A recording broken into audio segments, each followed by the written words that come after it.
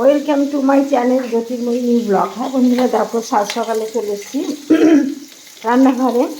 আমার দিদি এখনই ঢুকবে, কালকে দিদি আসেনি। আর বলো না, ভীষণ সমস্যা পড়ে গেছি। আজকে দিদি একটু ঢুকবে, যার জন্য তাড়াতাড়ি রান্না করতে আসলাম। আজকে রান্নার মেনু হচ্ছে ট্যাংরা মাছ।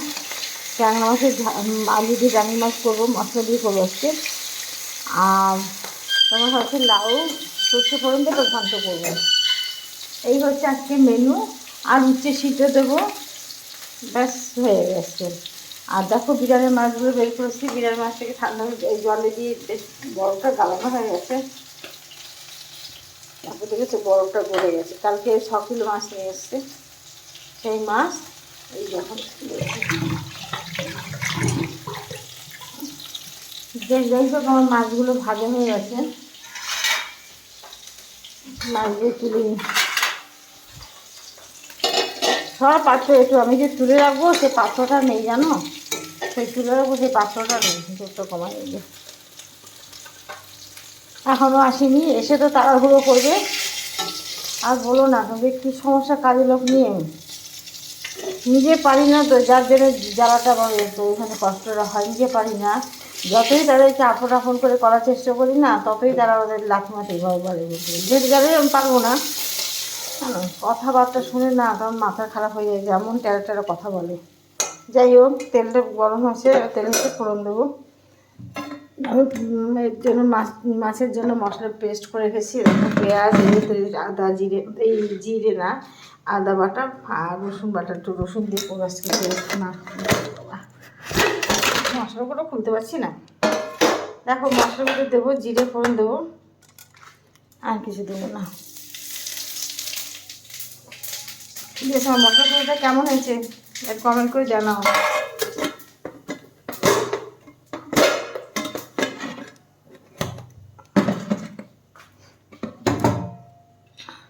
একদম জিরেটা হয়ে গেলে এই পেঁয়াজটাকে দেবো।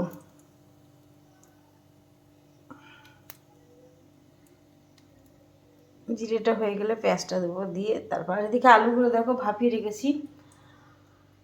আর আমার হাজব্যান্ড এখন টিউশনি পড়াচ্ছে, টিউশনি পড়িয়ে উঠে লাউ কেটে দেবে, কুচিয়ে দেবে। লাউ সুন্দর করে কুচাতে পারে উনি, আমি পারি না তো ভালো করতে।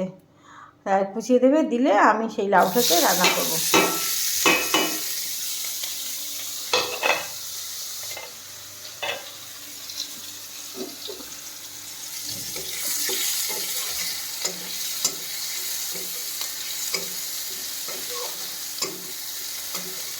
দেখো পেঁয়াজটাকে ভেজে নিয়ে লাল লাল করে।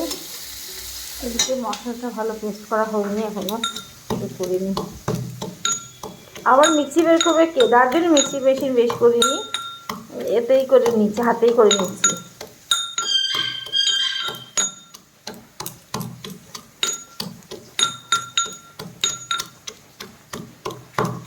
মিক্সি বের করাটা আমার কাছে মানে ঝামেলা জানো।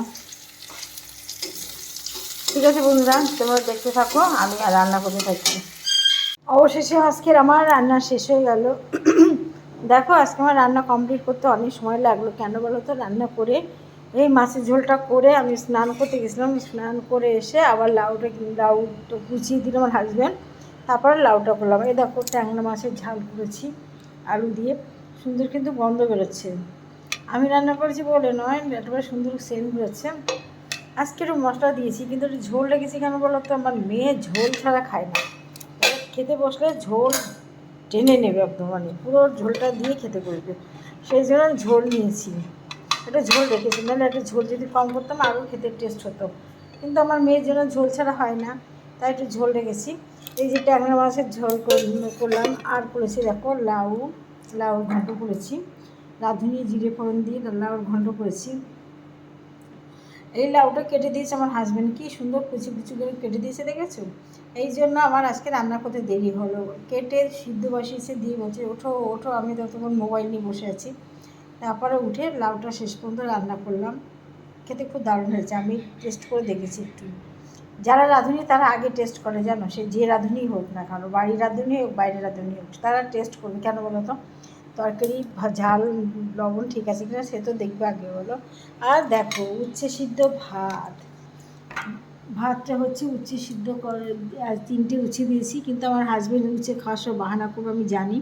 আর মেয়ে খেয়ে না, মেয়ে কী করে ভাতে খায় না, পরে তোমার উচ্ছেটা শুধু চিবি খেয়ে জল দিয়ে গিলে ফেলে। আমার ভালো লাগে, উচ্ছে সিদ্ধ ভাত খেতে ভালো লাগে। ঠিক আছে বন্ধুরা, আজকের ভিডিওটা এখানে শেষ করলাম।